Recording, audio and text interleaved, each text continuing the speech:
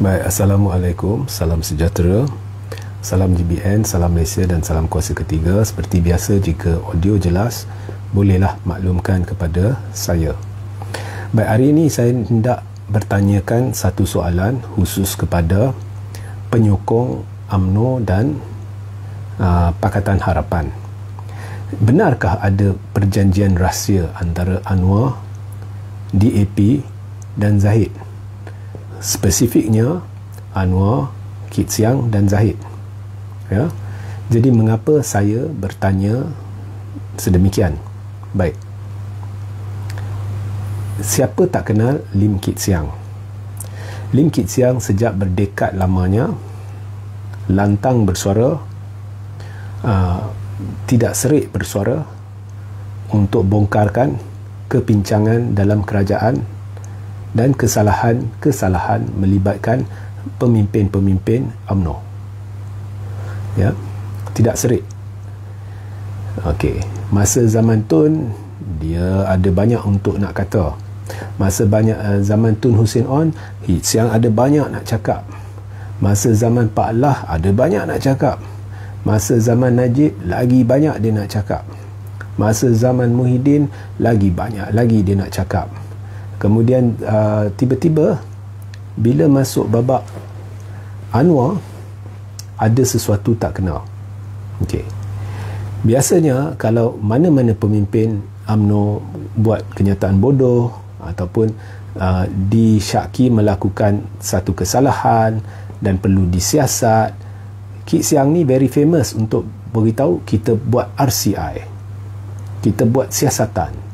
Kemudian dia akan tulis dalam blog dia panjang lebar berhubung dengan perkara-perkara membabitkan kesalahan yang disyaki itu untuk mendesak siasatan.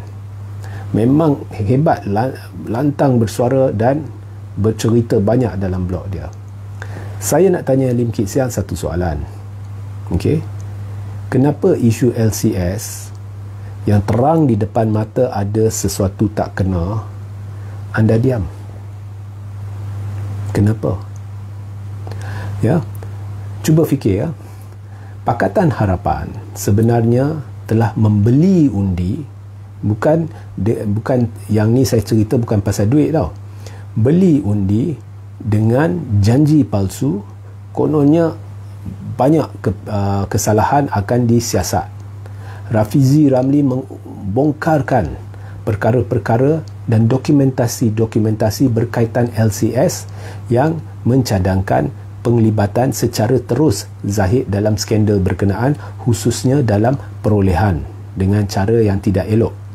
Ya, malah PAC telah lakukan ada laporan dia yang jelas menunjukkan penglibatan Zahid yang mencurigakan.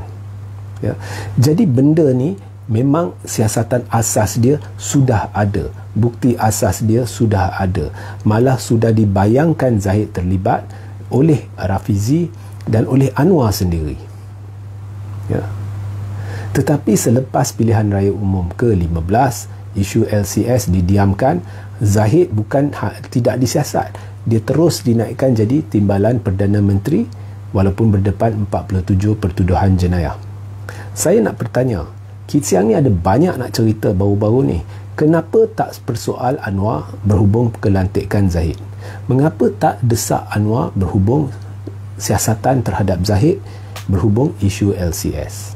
Saya nak bertanya kepada Anwar, kenapa hari-hari cerita berkenaan dengan nak perang rasuah sedangkan benda yang dah buktinya dah jelas terpapar, ya, orang tu anda tidak siasat, iaitu timbalan anda sendiri. Ya. So itulah saya tanya, ada tak satu perjanjian rahsia antara Anwar, Zahid dan Kit Siang sehingga Kit Siang hilang suara dia, tiba-tiba tak nampak, macam tak nampak Zahid.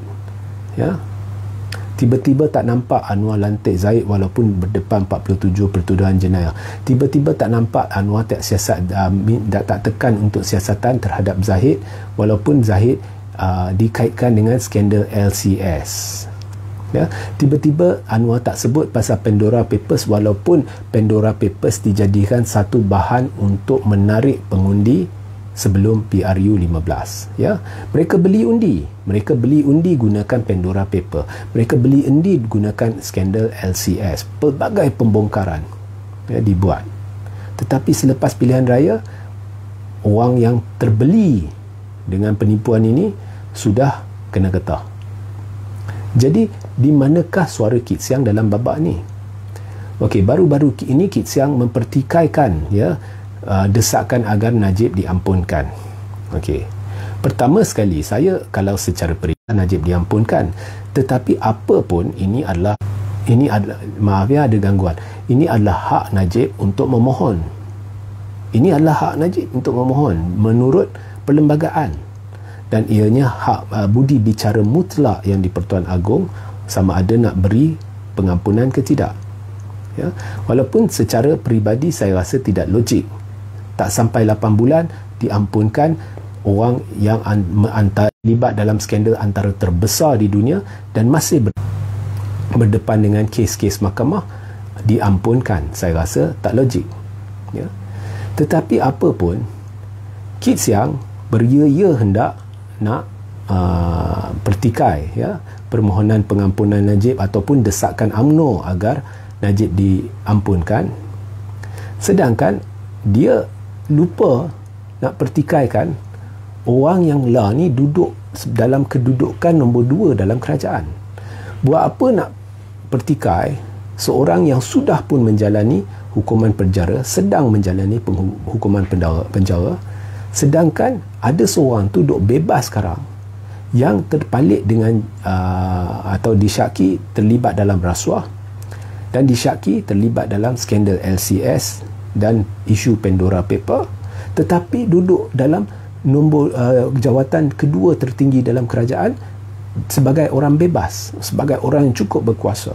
Mengapa Kit Siang tak persoal ya logik Anwar, rasional Anwar untuk melantik Zahid, sedangkan lantikan Zahid ya sebagai timbalan Perdana Menteri mengundang risiko berlakunya tekanan luar biasa terhadap peguam negara, jabatan peguam negara dan mahkamah. Sehingga baru-baru ni kita lihat ya Zahid telah memfailkan submission kepada Jabatan Peguam Negara dan telah berjaya mendapatkan penangguhan kes dia, sementara Peguam Negara memutuskan sama ada kes itu perlu digugurkan ke tidak. Ini luar biasa dan ini tak kena, sebab kes itu sudah pun di tahap perbicaraan di mana Zahid dipanggil untuk membela diri. Kes prima facie sudah dibuktikan. Jadi bila kes prima facie sudah dibuktikan, bermakna berdasarkan bukti-bukti yang sedia ada, memang nampak ada kes. Jadi memang sudah jadi kewajipan sekarang Zahid membela diri berdasarkan bukti-bukti yang sudah disediakan. Kalau ada bukti tambahan, dia perlu mengetengahkannya di mahkamah. Jadi amat pelik, amat tidak kena apabila Zahid telah mendapatkan penangguhan ya atas arahan pihak tertentu, barangkali Peguam Negara, kepada pendakwa raya supaya tidak membantah. Jadi di sini sudah lihat Zahid sedang cuba membebaskan diri dan cara ianya dibuat tidak kena. Ya. Jadi adakah jawatan Zahid sedang memberi tekanan kepada Peguam Negara dan mahkamah? Kit Siang tak bincang semua ni. Adakah ini kerana Kit Siang sendiri perlu melihat hal anak dia yang sedang berdepan dengan tuduhan jenayah, yang sedang berdepan dengan kes mahkamah berhubung tuduhan jenayah berkenaan ya? Jadi berbalik kepada soalan asas, adakah satu perjanjian rahsia antara Kit Siang, Anwar dan Zahid menyebabkan Kit Siang tiba-tiba tak nampak ya babak Zahid ni, babak kepincangan dalam pentadbiran Anwar. Kit Siang asyik bercerita berkenaan dengan tone dia, kritik tone pun tidak pernah melakukan demikian, iaitu melantik orang yang berdepan 47 pertuduhan jenayah sebagai timbalan Perdana Menteri. Najib pun tak pernah buat, Hussein On pun tak pernah buat, Tengku Abdul Rahman pun tak pernah buat, Pak Lah pun tak pernah buat, Muhyiddin pun tak pernah buat dan dia tak mau buat, Ismail Sabri tak pernah buat. Anwar sekutu Kit Siang, satu-satunya Perdana Menteri, barangkali satu-satunya Perdana Menteri bukan hanya di Malaysia tetapi di seluruh dunia, lantik seorang tertuduh jenayah yang berdepan 47 pertuduhan dan juga menerusi kata-kata Anwar sendiri disyaki terlibat dalam skandal LCS dalam bahagian perolehan, juga menerusi kata-kata Menteri Anwar sendiri iaitu Rafizi Ramli yang membayangkan penglibatan terus Zahid dalam skandal LCS, dinaikkan orang tu sebagai timbalan dia. Ini adalah kepincangan yang paling buruk dalam sejarah. Jadi Kit Siang nak cerita pasal Tun Pas buat apa? Kit Siang nak cerita pasal Najib buat apa? Kit Siang cerita dulu pasal Anwar. Tanya dulu Anwar, what the hell are you doing? Itu sahaja mesej saya. Sehingga kita berjumpa di lain masa. Assalamualaikum, salam sejahtera, salam GBN, salam Malaysia dan salam kuasa ketiga.